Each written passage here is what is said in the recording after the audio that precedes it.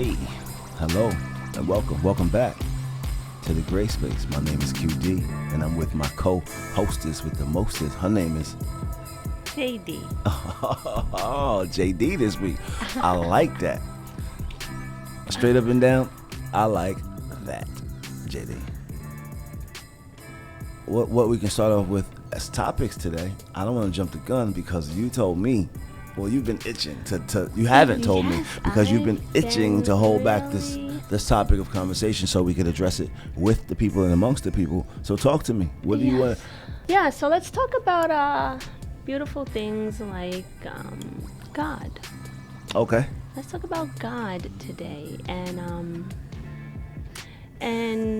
whether you believe or not in the possibility of His creation of a soulmate.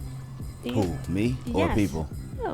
I'd like to know if you yourself believe in God creating a soulmate for you. Well, seeing as how you're my wife, this sounds like a setup question.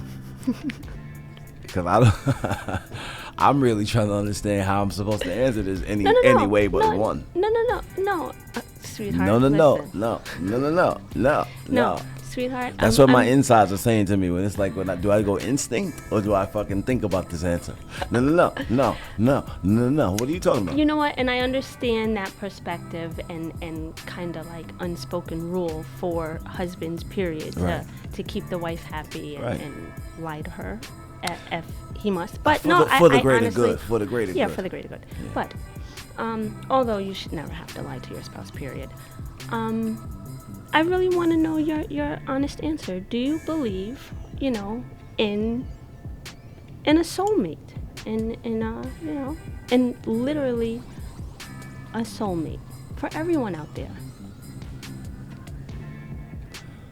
Yes, I believe in a soulmate because I believe it. I believe that there's someone for everyone. I don't necessarily believe that there is one person for everyone because just like the seasons, people change. Mm-hmm. So I believe that there's perfect people for perfect times in people's lives, right?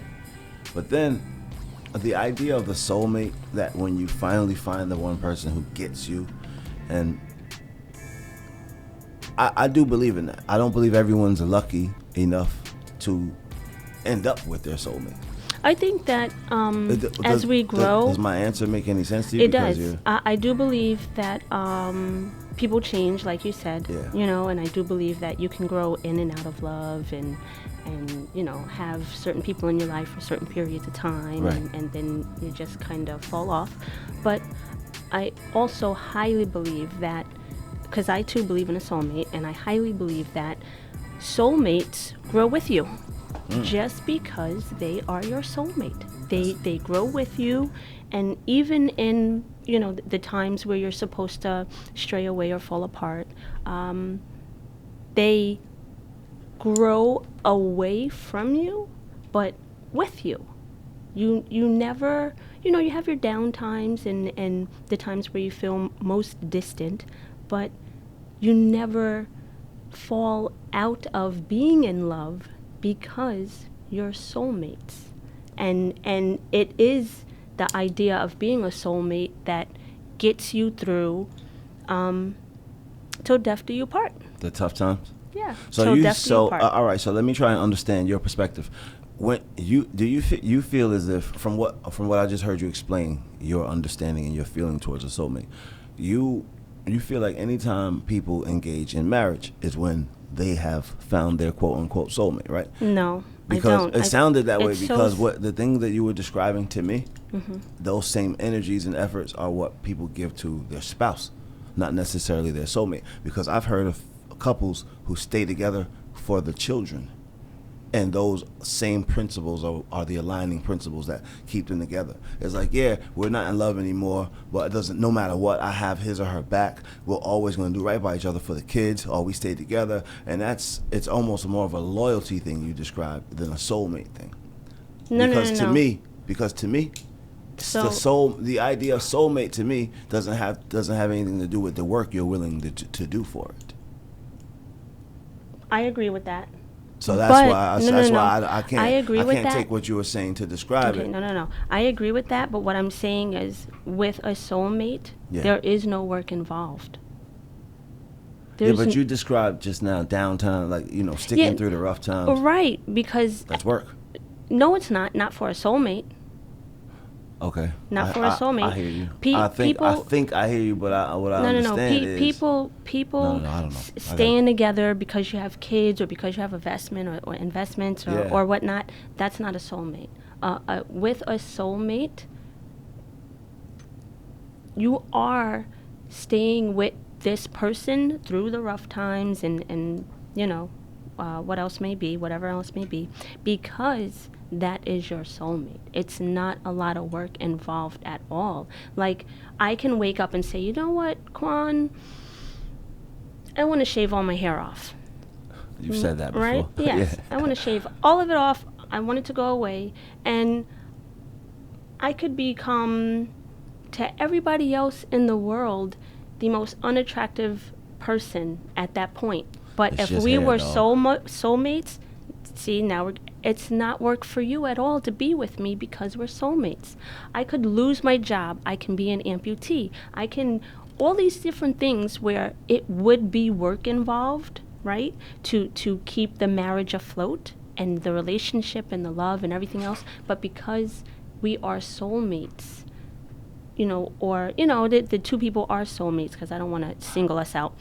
There's no work involved at all. The love just conquers all. Being in love, and it's so much deeper than love itself, because being in love is just a totally different level. And with a soulmate that you're in love with, because you can fall in love with someone who's not your soulmate, but once you're in love with your soulmate, there is no work behind any of it. It's not work. It's never work. And I think, I don't know. I just think that your soulmate, even when you fall astray or you fall, there's distance or oh, you know what? I don't like the fact that he smokes cigarettes. I just don't. And some people can get a real bitter, sour taste bud because of everything that comes with smoking cigarettes. The smell, the smoke, the this, the that. They can just get a sour taste bud, and you can become really turned off. But if you are in love with your soulmate, there's no work involved. There is no astray. You work through it, even through the times when you're supposed to be turned off. You work through it, and it's just the fact that you're with your soulmate that's what makes it simple. That's what makes it All simple. Right. So, yes. So if I'm going to try and circle back and answer your first question, do I believe in the concept of a soulmate? I do. Again, I do believe in it on the up and up. I don't think people are lucky enough to end up with their soulmate even when they commit their lives to someone that they love. I agree. I totally agree with that. And I think that you know what it is? A lot of times, and it just comes way more often than not, we as people are so busy living our lives, going to work, taking care of our family. It doesn't have to be your offspring. It could be your mom, your dad, your grandparent. Just living your life, and then also trying to enjoy your life, that you become so distracted, and you'll meet your soulmate, but in another instant, let him or her walk right out of your life because of your distraction. So now, that you bring up an interesting point, and here's a tough question for a man to have to ask his wife when she's speaking about soulmates, especially the scenario that you just painted, the picture you just painted. What if, because people spend the majority of their lives at work, in their workplace, what if you're married and because you don't get to spend the 8 hours a day you get to spend in the workplace with your coworkers, you start to find or discover that you found your soulmate in a coworker? Because what happens at what you get to do is a person gets to know you in a way that your own spouse doesn't get to know you, with the time that they have. Now I know the scenarios are completely different. They're not as intimate at all. But what I've seen, and this is because I've seen it with my eyeballs. I've seen workplace flirting. Yeah. Me too. Me too. Turn into a workplace romance, yes. which then developed into homes being changed and lives being changed. Right. So when I think those people risked it all because they felt like then they found their soulmates. Oh, they definitely. Do you understand what I'm saying? I totally understand. So when this whole soulmate thing for me, it always makes me wonder: is the soulmate thing the end all be all when it comes to love and relationships and life in general? Because it's great to feel like we found each other as soulmates and this wasn't our first relationship, trying to make a life with someone or for ourselves. So that's what makes this beautiful to me, is that it's after the attempt of making a home, of making a life, and what didn't work out led to this for me and for you, obviously, because that's why I started it off with God. So I am a total believer in God, in Jesus Christ, His Son, and you cannot have faith in my practice. You cannot have faith in more than one God, right? And when I speak about God and Him creating your soul mate, I did not say mates. In a lifetime, God does not create several soul mates. I asked that question very specifically. You get one soulmate, okay? Right. And I honestly believe I found, thank you, dear Lord, my soulmate. I honestly believe that. And it's so much deeper than just you, the shell I see, Philip Quan Dunbar. You gonna say my whole government? It's so much bigger than you. You know, you are, yes, by sight, you're perfect for me. By temperament and attitude and lifestyle, but you are my soulmate. I cannot see myself with, there is nobody else. Now, if something happens to you, because again, I believe in God and I believe that I made, a vow with you, but I made a promise to God, till death do me part, and that's just it. There is no exception to that rule, till to death do me part. So if by chance you decide to do something silly and end your life earlier than I would like you to, not gonna happen. I don't get another chance with a soulmate. That's just it. So even outside of that situation, I would be marrying less than, or being involved with, or whatever, less than my soulmate. And why would I put myself in that situation? Wow, that's heavy. Yeah. That's heavy. Now that perspective, I never even thought about, because you have to kill me off in this scenario. In order for you to understand what life would be like. No. Right. Let's get this straight. You have to kill me off in this scenario to imagine that I am your soulmate here in the flesh and blood that's living. Because what you realized was, wow, if you had to go try and search with the things that you just said, it wouldn't be natural to you. It would not. So it's faith. I think that's pretty flattering and enlightening to hear. It's pretty dope. As a matter of fact, I appreciate hearing that. It's weird. You never expect to hear these types of things from people, and you never know how it's gonna make you feel. But that one's kind of put me at a loss for words, which is a place I'm not in often. A space where I'm lost for words. Wow, me. Yeah, I appreciate Ladies that. and gentlemen, because that's a whole lot of bullshit to me. I've heard people fluff and bullshit and play with this whole soulmate and even love in general, like just relationships, love and commitment and partnerships. All that shit is fake. It's a lot of faking going on and facade, and a lot of people that do things for not the right reason, for a whole lot of surface. So for someone to be able to elaborate and actually put that into words and differentiate between being, having multiple people that you could love, be in love with, there's levels of love, but soulmate, like you putting it like that made a big difference to me.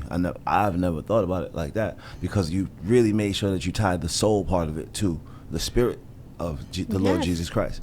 And soulmate. I think more often than not, people view soulmates in this day and age in this current vernacular as really your best friend partner. It's more like, And it's so you know what I'm saying? sad. It's more like this is the so best relationship sad. I ever had is my soulmate. And it's like, No. no, that's not what that means. Not. That means that's the best relationship you ever had. That doesn't mean it's your soulmate. So, and I was that's me coming from even accepting that usage and that phrasing and the way people view and use soulmate, because that's how I saw it. It's not a word that I walk around saying. I don't introduce you to people as my soulmate, and like, or I don't tell you, oh, sweetheart, you're my soulmate. It's not no vocabulary of mine. It sounds weird to me because of how I hear people use it all the time. So I've always seen it. It's had a lot of fraudulence behind it. Got to be careful with certain terms, even the word love or even the word friend. You know, today's world and just people of today's world very loosely use terms, and the correct definition is getting lost. It's just getting lost. Well, you know, I saw something interesting the other day. I was reading something on my news update, and it was after the Democratic debates where all of these potential candidates are speaking Spanish and trying to pander to the Spanish, the Latin American vote or whatever in the United States, which is obviously heavy and great. But I'm like, what I realize about this is that people will just kind of do and say anything, and words they only mean what we the people say they mean, right? So the dictionary, I was reading somewhere after that how certain words are now recognized in the Merriam-Webster dictionary in the English language, and I'm like, well, what I remember when I was growing up, Ebonics was a big thing. So much so that the word Ebonics itself had to be adopted into American vernacular. It had to be brought into the language, right? And then instituted into the dictionary, right? Yeah. So when I think about that, I think about how people speak to each other now, and it's the opposite to me. I feel like language needs an update, or we need to expunge. How about that word? Expunge some words from the dictionary that people no longer use, or absolutely no longer use correctly. There's so many words in the English language and in that dictionary that people don't use, and the only time you hear them is if you watch that spelling bee. If you watch the Scripps Spelling Bee on ESPN, whenever that joint come on and some little Indian kid tear that shit up, that's the only time that you find out that the word. Let me not even try to make up a word. That was the whole point. When you hear words that you don't hear in your everyday vernacular, but then you hear words that people don't use correctly anymore. Like, you know, do you know what the phrase "no cap" means? No cap? Yeah. Yeah, like limitless. No cap, right? Right. That's what I. It doesn't mean that. Oh, wow. Yeah, that was dope. A little background noise. The ghost of no cap push that down. No cap doesn't mean limitless anymore, because that phrase used to definitely mean limitless. And it's so funny because when I asked you the question, I wasn't thinking about that as the answer at all. I was only thinking about it in the hip hop terminology, because no cap means I'm telling the truth, like I'm not lying. Oh, I would have never known that. I would have never got that correct. Where in the fuck did we get to start substituting? Listen, when I was younger, again, you're gonna hear me say that a lot on this podcast. You know that I don't get younger, I get older. So when I was younger, there were so many times I would say slang around my mom, and she'd be like, "You know that you know what that used to mean back in my day." Was very good with her, right? Yeah, she'd be like, "Yo, you know that." Very good with her English diction. Her words. So she would tell me all the time. One of my favorite things to say when I was young was word is born. That's what I used to say, word is born. That's what I used to say, word is born, just like that. And I was like, that's how I heard it in hip hop, word is born. She'd be like, your word was born when? When was your word born? I was like, your word is a bond? Yeah, she was like, when was your That's right, Mom. What was your word's birthday? I was like, what are you talking about? Yeah, born. She was like, why the fuck are you saying word? Spell the word. She was saying, well, why are you saying word is born if your word didn't spell come that out, B come word out of you're your pronouncing. womb just now? Oh, you're saying it's born? Yes. B-O-R-N. B-O-R. That's what I was saying. I heard it in hip hop all my life, and I thought that's what they were saying. Word is born. So that would have to mean that you've now birthed a new word. Did you ever say a new word before you said that phrase? No, I did not. Okay, so I think I just heard Busta Rhymes or a bunch of people say that shit a bunch of so now times. we're gonna blame Busta Rhymes. Possibly. Busta Nas. Rhymes, it's all your fault. Word is born. We're not blaming anything on I think Nas. that was not. I think it was Nas. Word is born. We're not blaming anything Word is on born. Nas. I think I'm blaming Nas for this. Matter of fact, it was Busta, Nas, or It's definitely it might have been Busta Big Rhymes' L. fault. Word is born. I don't even One know of who these that guys. is. But when my mom told me it was Word is bond, that was the beginning of me making sure that I understood words. Word is bond. So bond is like, oh, okay. So what you're trying to say is whatever you were saying, it's a strength in it.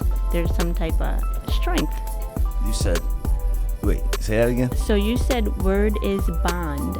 So now what you're saying is there's strength in whatever it is you were trying to say. In a way, yes. Your word is your bond.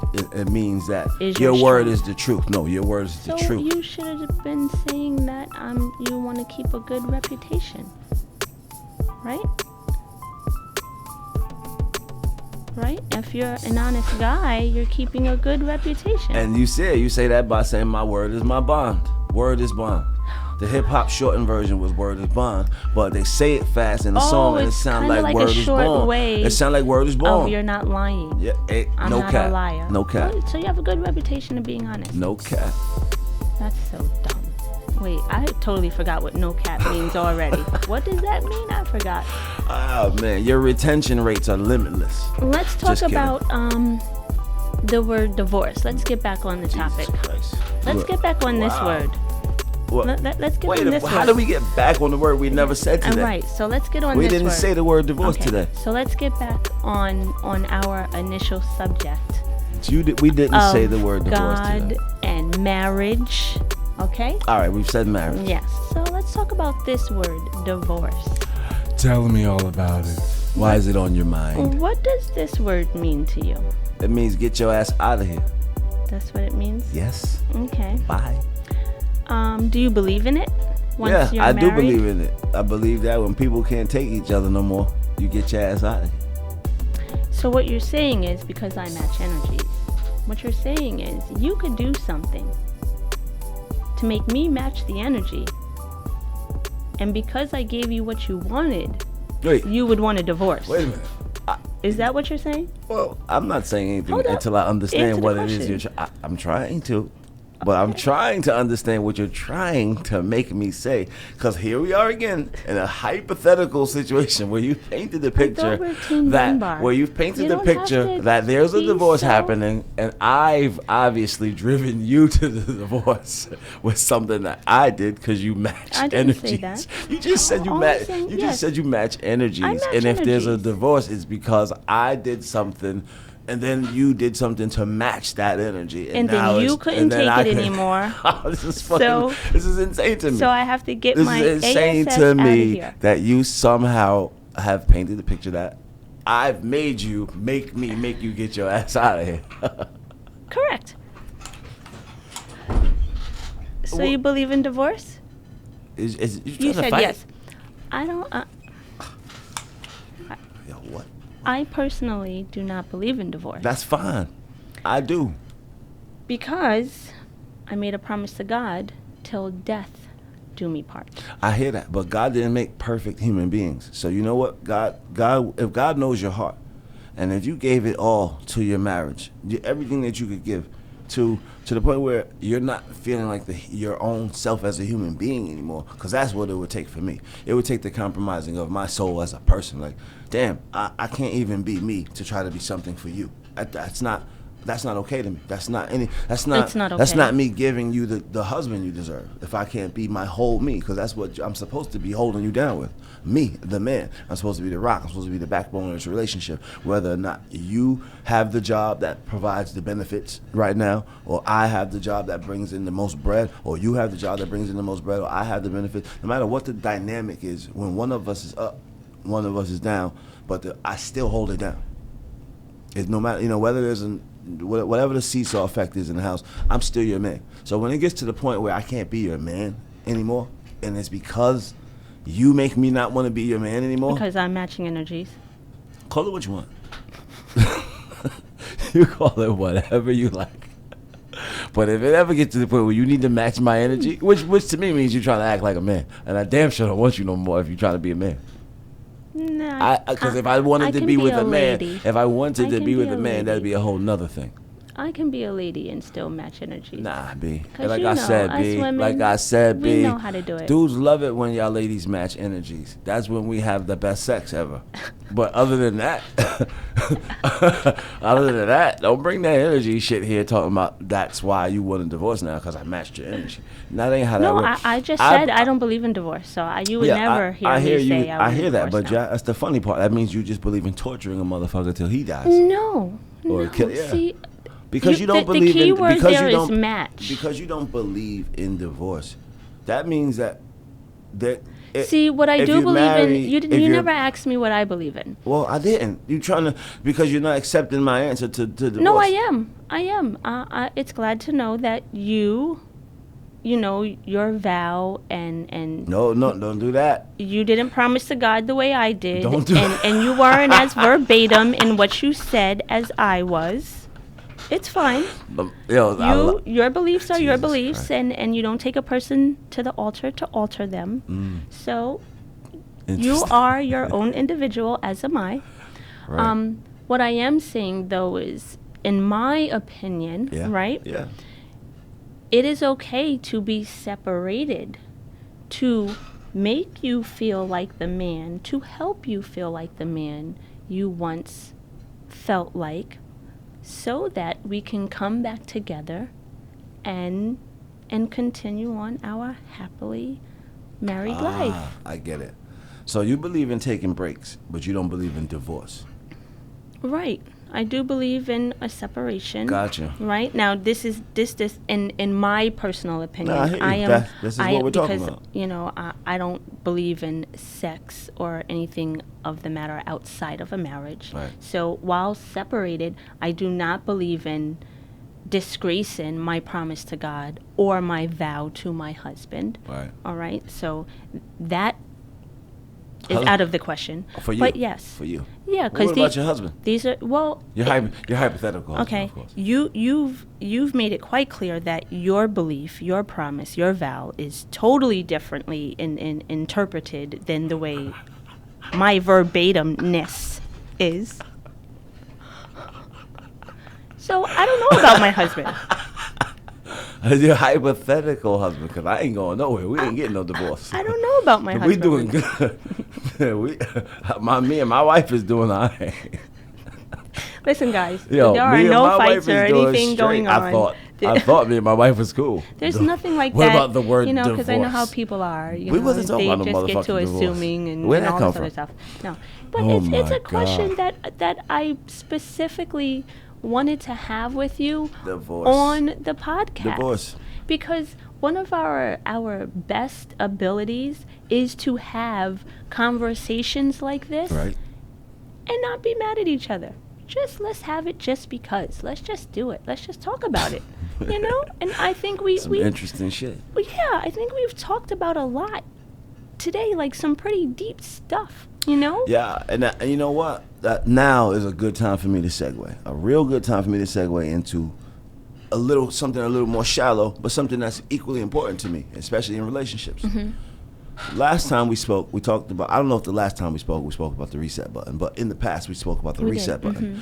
But so that it brought me to relationships and understanding that. And I wanted to discuss having some ladies' night and guys' night, or just in general, the reset where you hang with your friends and act young, act fun, and be the person that you were before you were married, but also the person that attracted your spouse to you.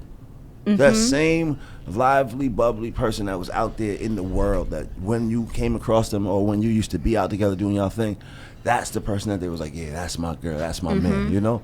That fun. So I wanted to talk about your ladies' night out that you had recently. And I didn't really want to talk about it more so than I wanted to ask about it. I wanted to say, because you didn't call me at all that night while you was out. You only hit me up when, I don't even think you hit me up. I think we spoke twice or something, because I hit you up because I had to. Not because I wanted to either. I had to. I wasn't trying to be a sucker about it.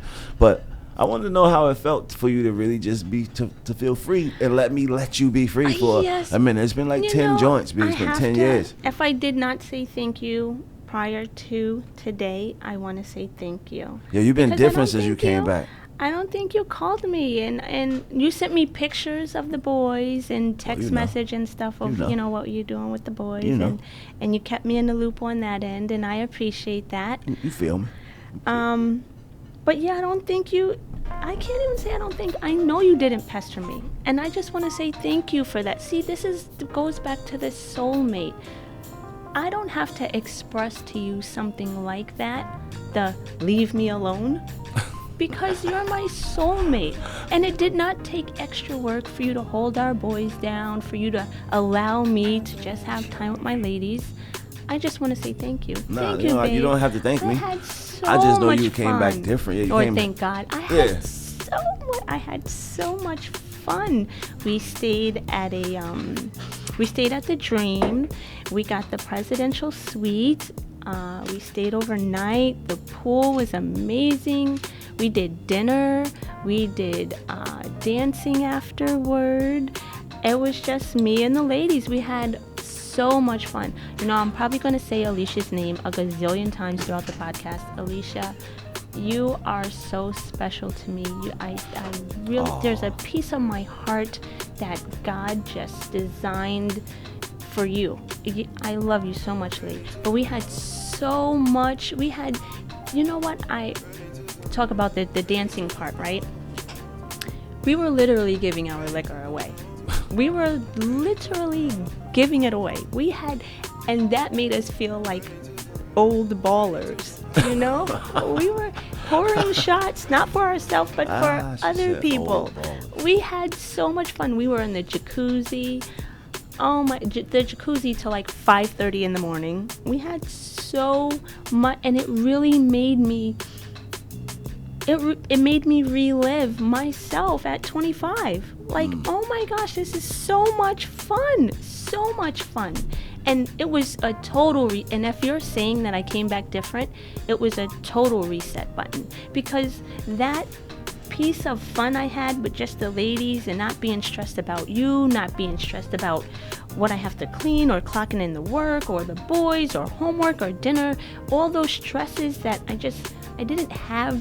I still had work, I still had you, but before the boys, the levels of those stressors, I just didn't have them back then. Right. So those levels are just on like fleek right now. But for that night, I was carefree. It was just me and my girls. It was so much fun. Just girl stuff. It's so much fun. So much fun. Thank you. I came back different because I feel different. I grabbed a little bit of 25-year-old youth and brought it back with me. A little what? 25-year-old youth. Oh. I thought you said something else. What? I was like, you was out there grabbing what? Oh my gosh, no! I rediscovered myself at 25, and I came back and I brought it home, and I still have it. Like it's not a faded memory. It's there. That's what's up, man. I'm glad that you're happy. It made like I said, you seemed different because you was acting old, B. I ain't gonna lie. You getting caught up in the routine, and every day I was hearing a lot of complaining out of you, just about it's easy for you to see what's wrong with the picture than what's right with the picture. Yeah, And I believe, I can agree and with I that. believe bringing it back to how you started this particular episode. If you have love for God, if you believe in Jesus Christ, if you believe in the Most High, then you need to give thanks for your blessings and for your shortcomings, for your ups and your downs. You Yep, need to be you're right. you need to be grateful for your low side so that you can so much more enjoy that high side. Because, Right. because sometimes when you look at what you consider your low side and your downside and what's wrong with you, there's somebody out there that would be praying for that as their reality. Yeah. For your wrong Your to be worst there day. right. Yeah. You know? Yeah. So when somebody asks me how you doing today, you know what my answer always is. It's my favorite day ever. Every day above ground is my favorite day. When you lose your mama, you lose anybody that you've loved before, you're going to realize that time is a human being's most valuable commodity. Yes, it is. And every second, every minute, every hour, every day, it's supposed to be special to you. And that is the hardest thing that a human being can ever do to me, is appreciate time moment by moment. It's fucking impossible. Something's going to upset you. Something's going to piss you off. Something's going to go wrong. And how are you supposed to, in the moment, say, I love this? But that's the real blessing in life, is to be able to take a moment and stub your toe. Ow. And in between the toe stubbing, and while you're hopping on one foot, you realize you just kicked a $5,000 bed. That's a $5,000 bed set you just kicked. Like that's the stump of an expensive piece of furniture that you worked hard for, and you're able to purchase it in your home. And you should have bought that $5 nightlight too. Hey guys, he's always hitting his toe on that bedpost. You should have bought the nightlight too. Yeah. It's only extra $5. You know what I'm saying? The tap light. Stop breaking your toes. But that's the point. Being grateful is its own job. It's a hard job, and remembering God is a tough task for all of us to do. But that's the most fulfilling task, when you can't remember God. So, you know, so did I'm glad that you actually started this off with that, because I had no idea how much praising God was going to be part of this for me. And it's not to be a sermon ever, but I feel like it's okay to be able to say you're appreciative and you love God and you appreciate opportunities and things that go wrong and right for you. Because I'm telling you, something is about what goes wrong is there for you to learn. Something. Most should be all of it. Yeah. But there's definitely something to learn during when things go wrong. And if you dwell on what's wrong, and that's all you're huffing and puffing about, you'll miss that lesson. Let me ask you a question, because, let's get back to my ladies' night. Go ahead. Did you thank God for the very following weekend when you had your man's night? Of course. It was the bomb. Let me hear about it, because I didn't ask you. But well, I 1 week after your ladies' night. Now listen, I celebrated because it was my birthday, but he just did this just because. Well, I had this plan way before. No, you didn't. You gonna lie? Are you? No, that's true. I had this planned way before. I had my reservation 3 months in advance. I had those tickets for probably 4 months with my people. Yeah, as soon as we found out about the concert, we got them. So I know I shouldn't have gave a number, because of course you were gonna say a bigger number. As soon as we found out about this show, we got them. You see how these men out here. Yo, I got it. I have it on Trifling. What year is this? It's 99. How old are you? Do you know the definition of that word?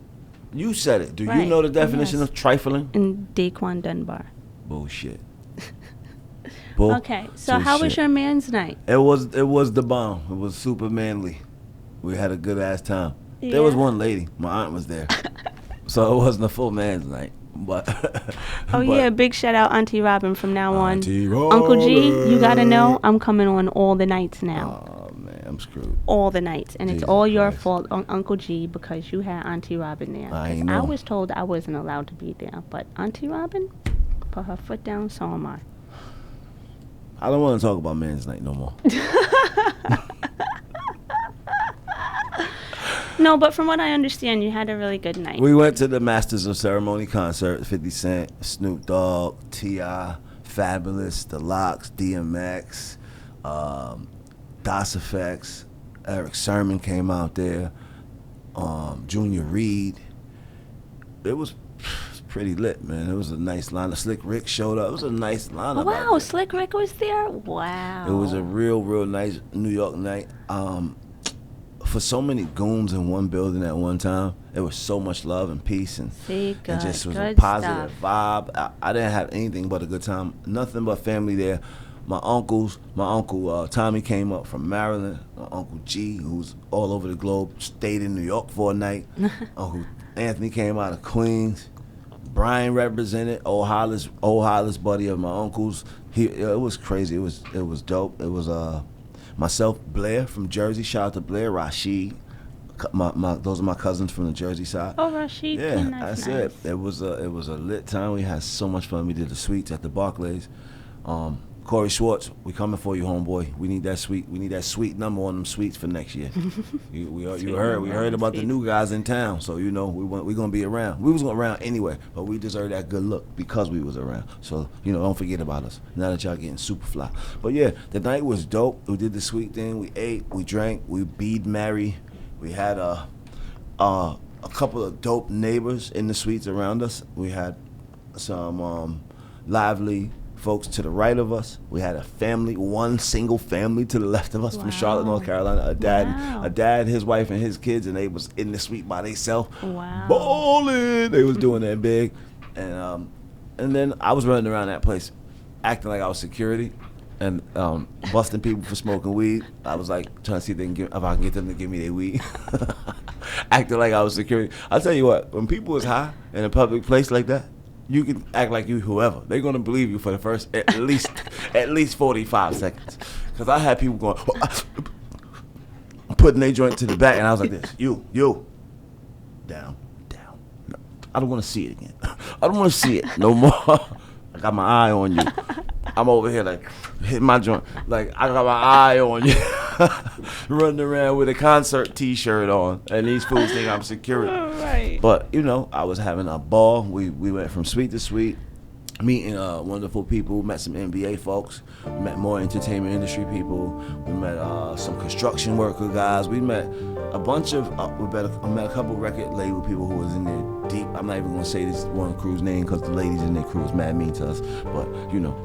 If we get that squared in the way I mentioned them in the future, but they was deep in there, and I really like their style. All except they mean ass ladies. Get nice ladies in your crew. Mean ladies are whack. It's 2019. Don't nobody like no damn mean ladies. Smile. Don't be tougher than the guys. Lady thugs is whack.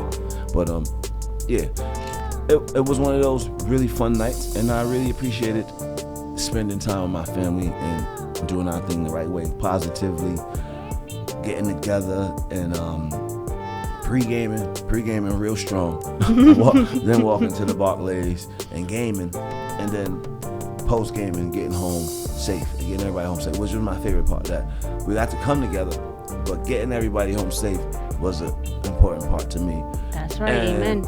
And you guys did the right thing by staying where you were in the city. All of us fled Brooklyn, so that wasn't the smart move, but we all got home safely by the grace of God. But you know, it's different for men and women. You know, women have to take extra precaution, you know, because we don't have the masculinity, the strength, the power, you know, those great things to protect ourselves naturally. We're more vulnerable, just generally speaking, so. Yeah, well, yes and no, because men can be foolish that way too and think that they're not vulnerable in a situation like that. But if there's one thing that I noticed that night, and all nights, anytime I'm at big events like that, or I'm out in the city and it's late, because you know I'm a late night guy, you know what I'm saying? I'm out in the wee hours of the morning. I just be seeing the hawks and the vultures really be stalking and looking at people who be off they square. When you come out of situations like the Barclays, you all lit up, you spend all your money, you had a good time, you start stumbling down the road. You're still in the middle of Brooklyn. You're still like, you know what I'm saying? So getting home safe from all of these New York City party nights, that still matters to me. That I know people take it for granted because it's all gentrified and changed, and there's these $1 million homes everywhere now. But there's some of the same people who are forced out of these $1 million homes, lurking around, still in their neighborhood, still trying to make a way and find a way. When you've been forced out, and then not even when you've been forced out, like I said, it is what it is. You are where you are. Some of that element just still remains. So you know, I saw a couple of people with them looks on their face, the wolves. And I recognize it, and I stay on point. But I I wanted to make sure my other folk were on point. You know what? And I took note to that the following morning. You were like, all right, good. This one made it home. That one made it home. You know, you did your I'm telling you, because when people look too happy, that's when the devil will get you for real. Like when you know what I'm saying? So, like I was just telling you about recognizing all your blessings and when you're praying for your up and when we always pray to God when we low, when we need some help, when we down, when we need to be uplifted. That's why babies reach up to their parents like this. Babies reach their hands in the air for help. When you pray, you get on your knees and you get down and you pray to God and you live and you be in church and you reach up to the Lord. You pray, you ask, you need the help. So I've seen people that same night with their hands in the air. That's that same vulnerability. You don't know. Yeah. But we are somehow worshiping and praising these artists on that stage. So, what did they say? I heard like something one of your friends said at the barbecue about music being like a well-known language or something like that, a universal language. Universal language. Absolutely.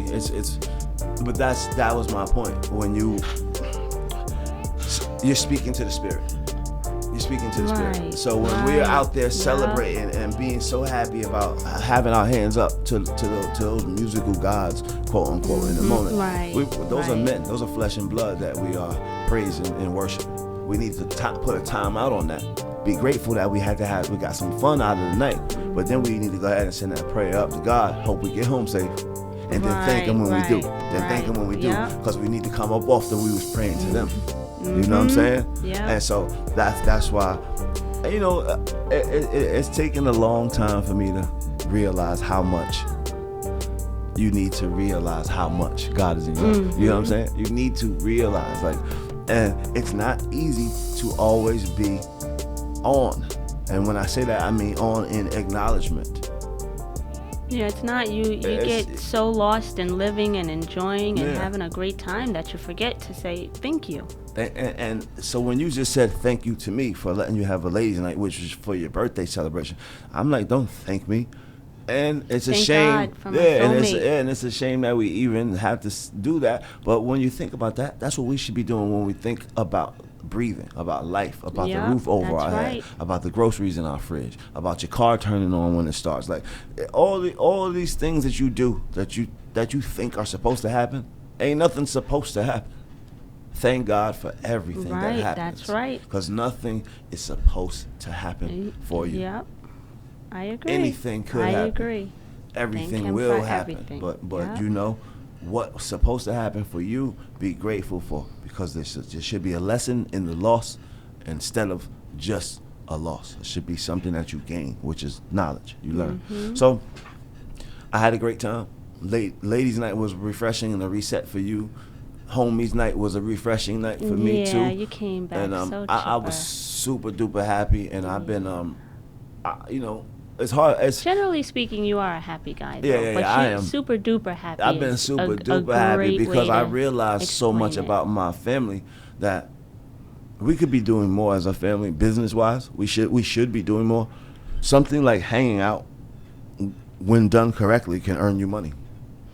I learned that night from being with my family, that we should be hanging out as a collective and getting paid for it when we structure it correctly. Right. So that's another thing, another topic for another future cast. We'll talk about that, about how we can do some things and help empower ourselves and hopefully empower some of you guys, the listeners out there, because knowledge is power. If there's one thing I never want to do is keep information to myself, because I've always hated when someone looked in my eyes and saw that, man, he may be able to build a bigger house with these tools of information. And then they stopped me from having that info. Yeah. That was a very, very, very sad. Those are sad moments for me, where someone realizes what their shortcomings and then tries to stifle you because they're afraid that you can go above and beyond and show an abundance of use for the same tools, the same information. So, you know, I don't want to be that person. I never want to be selfish with knowledge, with information, with opportunities. If you ever met me, if you ever worked with me, for me, or around me, you know I work as hard as the lowest paid person on the site, and I'm going to grind to the end of the day. In the beginning, I'm never late. Y'all know that about me. When I come to work, I don't do late. This is what I want to give to my children. Yeah, it's what I want to give to my children. What I want to give to the people, just everybody out in the world who has an opportunity to come across you, me, our children, and our family. We want to spread love. Peace and blessings is my motto. If you know me, you know that's what I'm about. And I get that feeling every time we walk into this place to do what we're doing. And then as we cultivate our content and we get to wrap it up, I got to thank God now. I got to say thank you, Lord Jesus Christ, for letting me have this wife, this life, and these opportunities that you bestowed upon us. And amen. it comes from recognizing when it was dark and how dark it could be yesterday, how dark it could be this morning. Man, losing my mom has made me more depressed than I've ever known I could ever be. So I've become so much closer with God because I've seen myself almost lose myself with pity, with grief, with sorrow. These things don't help my children. I'm her child. She left me behind. She showed me how to do right in the world, and then I had children. I have children, so I can't fold and quit and give up on everything she was instilling upon me because she's gone now. Like the game is over. I've been shown the roadmap of how to show my children how to be good people who can then grow up to be good men and raise good children of their own. My mom did that. I believe we're all right, and I believe my brother's all right, and I believe we're going to be even better. Our children will outdo us, but that comes from someone giving a shit about us, the utmost. That's right. Really caring. And I want to give peace, blessings, love, and care to everyone I come in contact with. Again, I'm not getting younger. I'm getting older. And as I age, I want to keep feeling young by feeling close to the youth, by providing opportunities, by making sure that I listen more than I talk, which is why this podcast is great for me, because I love that we get to share this platform. And I have to listen in order to be able to give you the right answer to everything that you say, and be positive with the content and be consistent with the content. So it's teaching me how to parent a little bit better, whether you know it or not. I'm hearing, I know I hear a lot more from you as a spouse here than you yelling at me all around the house all day long, wherever. That goes in one ear out the other. This stays in the headphones and rattles around my brain. I don't think, and then you have to edit and all that other stuff. Yeah, since I'm a one-man show over here. Yep. You're re-listening over and over and over. It's so repetitive. So it gets like that, man. And but at home, most of the time you have the earbuds in, so you don't hear me anyway. Whatever.